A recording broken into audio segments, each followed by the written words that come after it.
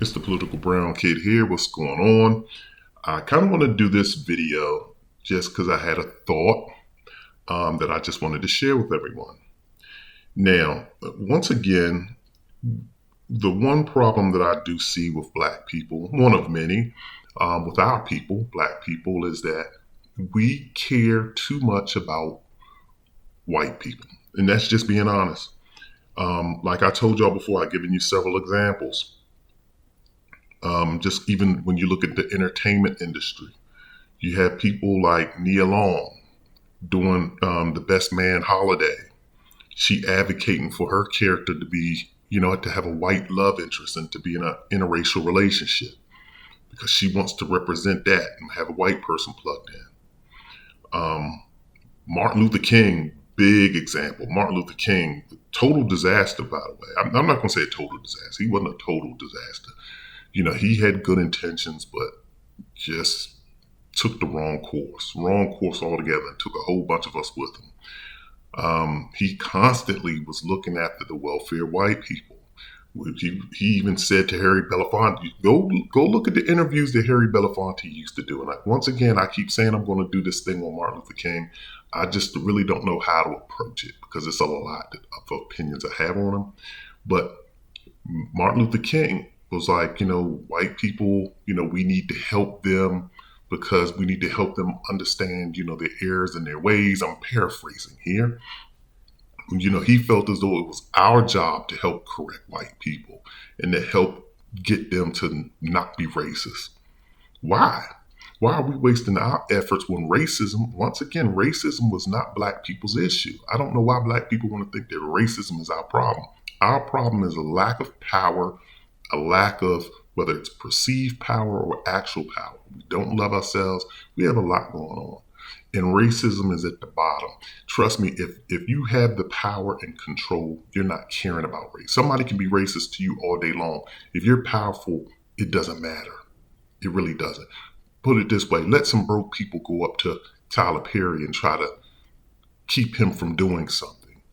They can't stop it. His money, he's either going to create his own path, he's going to create whatever it is that they're blocking him from, or he's going to do his own thing. He's going to have a workaround.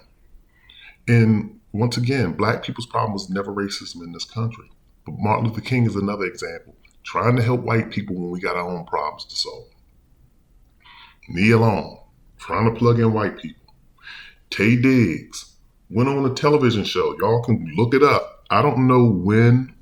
He actually did several interviews because he wrote two children's books. One was called Chocolate Me, where he basically he gave a synopsis of the book, and I think what I gleaned from it was that the book was about growing up dark-skinned, surrounded by a bunch of white people in a white community. Then he wrote a book called Mix Me, because of course he was married to a white woman, had a baby, and he wrote a book called Mix Me, basically saying that the kid is mixed, and they call the kid, this is I'm paraphrasing, but this comes out of Taye Diggs' mouth, and I've even heard people like Shamar Moore say it, who's mixed and has conflict. When you're mixed, you have a conflict. You have a conflict. You feel conflicted that you don't belong. So that's why they want the world to become more and more mixed so that they now have their own quote unquote race that they can identify with and that have a power, have a group to belong to. That's why they want to do this. But getting back to Taye Diggs and people like Shamar Moore, but Taye Diggs said, the kids are mixed because you don't want to hurt the other parents' feelings. And I think Shamar Moore said the same thing with, my mom, something to that effect. Listen, the truth is the truth. If you're Black, you're Black. Even if you have diluted white blood in you. Your mother can't, if she shouldn't have laid down with a white person, with a Black, your mother shouldn't have laid down with a Black person if she didn't want to have a Black baby. And that's just the honest to God truth. I'm giving you nothing but facts here, but I'm pretty sure your mother wouldn't have a problem, even if you identify with being Black. That's not to say that you love your mother any less. But here's where I'm going with all of this. Where I'm going with it is this. Black people are always, and this is in particular where I'm going with this conversation is in regards to mixed kids, because mixed kids, even though people want to always call them mixed, to not try to pit one parent against the other or make one parent feel bad, as these black people love to say, and as these mixed kids love to say. These mixed kids ultimately make a choice of what group they belong to. And let me explain why. And you'll figure out where I'm going with this. Your your blackness, or even your whiteness, or even your Asianness is kind of determined by not just one thing. It's not just determined by your skin color. It's also determined by your culture and the culture that you gravitate towards.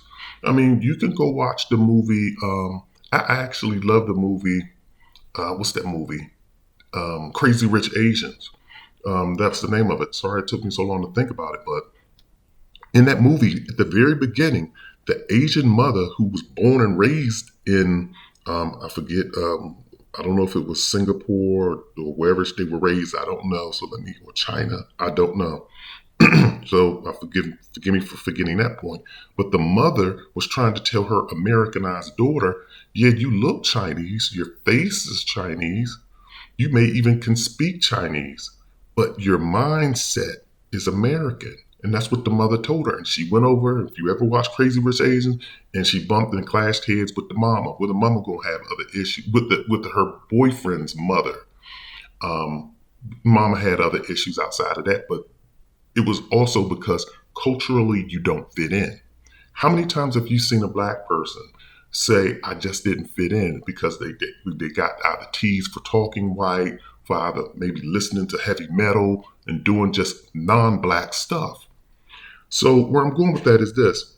Just because your skin tone is black, you could have some white tendencies. Just because your skin tone is white, you may have Asian or black tendencies. And the same thing for Asians. Just because your skin tone is Asian. I know an Asian girl that was black as, I don't know what, at least in terms of her mannerisms and the way that she acted. All she hung around was black people. She talked black, she acted black, everything she did was black. So when you're talking about mixed kids and you got all these black people always want to protect white people. I don't want the white parent to feel bad. Well, what happens when your kid grows up? Your little mixed kid grows up and they start hanging out at, going to raves and doing beer pong and doing all the stuff that white people do. What happens when they start dating white people? Or what if the kid starts dating black people and hanging around black culture? The kid ultimately makes a choice. There's no way around that. And so you look at people like Meghan Markle, and I'm not trying to say her parents were like, well, we don't want to make her pick sides, but these people pick sides. They say, okay, well, I feel, better being with white people. And then you have the kids, and the kids come out whiter. I would really love to know what they put down on Meghan Markle's children's birth certificate. I really would like to know what racial box they checked. The same is true with Patrick Mahomes. Mixed black with white mother, and here he is, he marries a white woman. And then you have little white babies. The baby looks pure white. So once again, the kid ultimately makes a choice. So why is it that we want to continually deny? And then you got people online too that want to classify and say, you're not black if you don't have two parents. And then they want to start trying to bring that African mindset over here. They're colored. Make them check the colored box. There's a race, black, white, and colored. Let's stop this, people. We need to start claiming our people, and we need to start claiming all of our people. And we need to get them adopted into the mindset that they are black. Because I've seen white women. As a matter of fact, I saw a post this woman wrote to a Dear Abby columnist. And she said, yeah, my husband is black, I'm white, and we're having a baby. He wants to name the baby after his grandmother, or after his mother or I think it was the grandmother, but she has a really black name, and I don't think my child is gonna, because I think they found out that it was gonna be a girl, and they were like, and then she was like, I don't think my child is gonna be black enough to have that type of name. Once again, white people can always dictate to say that, just because the kid is going to be light skinned, or because the kid is going to be black with, European blood, that they're not black enough to have a name like, I don't know what the name was going to be, but let's just say it was Ebony or Lakeisha. She's not black enough to have that type of name, but she's white enough to have the name Mary Ann. She's white enough to have the name Brittany and Megan. So it's amazing how black people are always looking out for white people's interests, but you have white people always looking out for their own best interests all the time. All the time. They still won't even, they can't even do the basic honor of giving you the truth and saying, you know what, we lied about various components in history. We've lied about the origins of the Egyptians. We've lied about, Africans coming to the Americas and throughout the world, actually, because you can look at Papua New Guinea. You got black people in Papua New Guinea. They've been there for 50,000 years. You got black people, Aborigines. They were the first people in Australia.